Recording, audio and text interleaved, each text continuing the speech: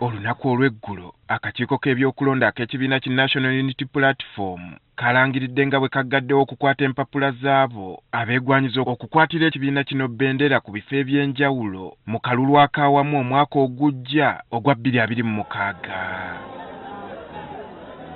Enteekateeka eno eyaggulwawo mu butongole nga lumu omwezi ogw'omukaaga yakulungudde sabbiiti 3 ezaali zaateekebwawo kyokka nga bba abeegwanyiza ekifo ky'obwa pulezidenti okukwata empapula zaabwe kukomekkereza lunaku lwa nkya. Ayagala okuvuganya ku tiketi ya National Unity Platform ku bwa pulezidenti bw'eggwanga twafulumya ekirango era tukigwako olunaku lwa nkya.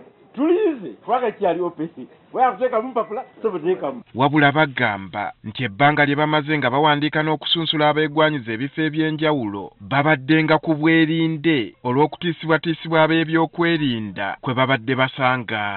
Nga tulinga abali mu ddwaniro wano abeeyibombola nga babayambadde ya gaasi yavuze. Akakiiko k'ebyokulonda mu kibiina ki Nuupu kategeezezza nga mu kiseera kino bwe kafunye abeegwanyiza okwesimbawo ku bifo eby'enjawulo abasoba mu mitwalo 5. We had printed 40,000 forms and all of them were taken by our applicants. Some of them downloaded their forms.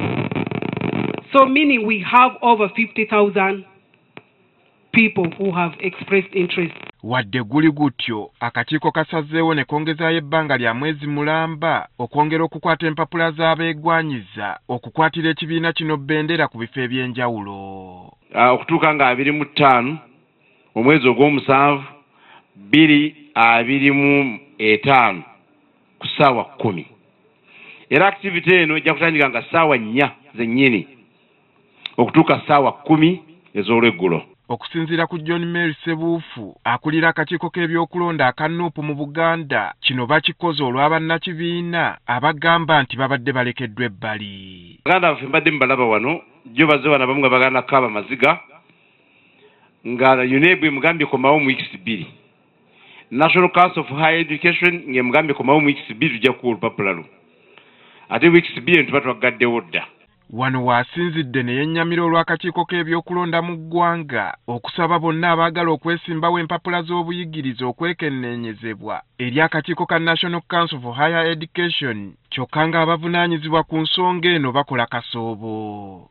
For purposes of the 2025 general elections, you are required to re-verify your academic qualifications with the National Council for Higher Education. UNEB tekuvangawo teberangako expired yemu ya verifying omuntu nemufuula omukulembeze asomye mu 2021 ate era emugambye addemu asasule million 2 addemu establishing okusoma kwe abaffe UNEB ye expiringa. Akakiiko kategeezezza nga bwe kagenda okukozesa ebbanga lino eryongezeddwayo okukola ku nteekateeka egenda okuyitwamu ey'enjogerezeganya eri bannakibiina abasukkamu omu ku bifo eby'enjawulo. Guno omwezi guno the 30 days we have now tugenda zikozesa okulaba nti abantu katuyisa mu structure zaffe mu infrastructure ya EMC baregistrars eyo nga tutabaganya abantu baffe tusobole okugenda okusala wani avuganya luddawa ng'obukubagano bukendeddeko.